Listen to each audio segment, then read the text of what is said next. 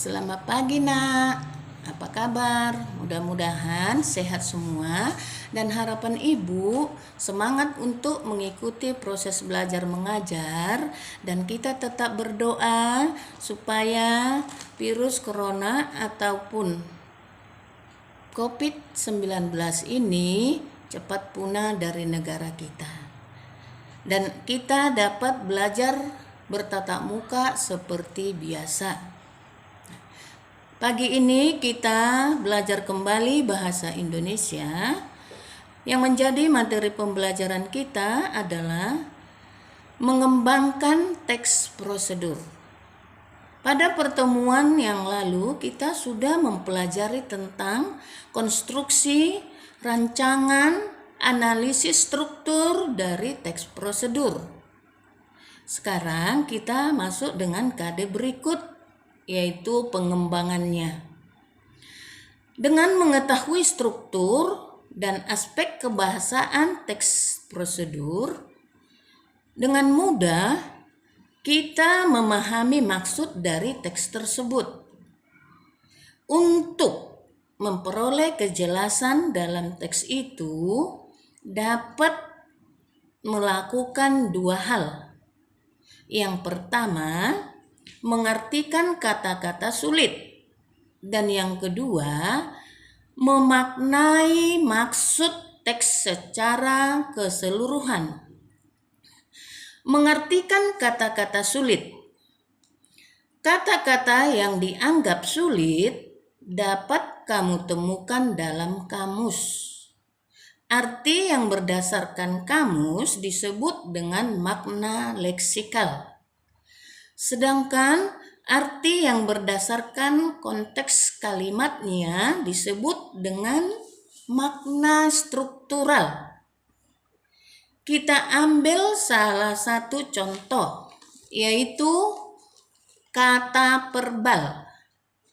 Kata perbal dalam kamus ataupun makna leksikal artinya adalah secara lisan, bukan tertulis, juga bersifat hafalan dan merupakan kata kerja. Sedangkan makna strukturalnya ataupun berdasarkan konteks kalimatnya berarti secara lisan. Nah, inilah yang dimaksud dengan mengartikan kata-kata sulit. Perhatikan dan baca teks berikut ini. Di sini ada teks yang berjudul 4 tips agar tidak iri kepada orang lain. Terdiri dari beberapa paragraf, dibaca dan kamu nanti harus dapat mengambil makna secara keseluruhan dari teks tersebut. Anak-anak ibu, pernahkah kamu membandingkan diri dengan orang lain?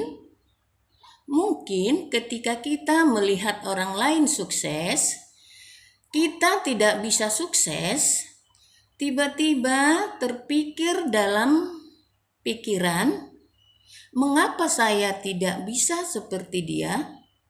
Nah, pertanyaan-pertanyaan seperti itu terus-menerus dalam benak kita.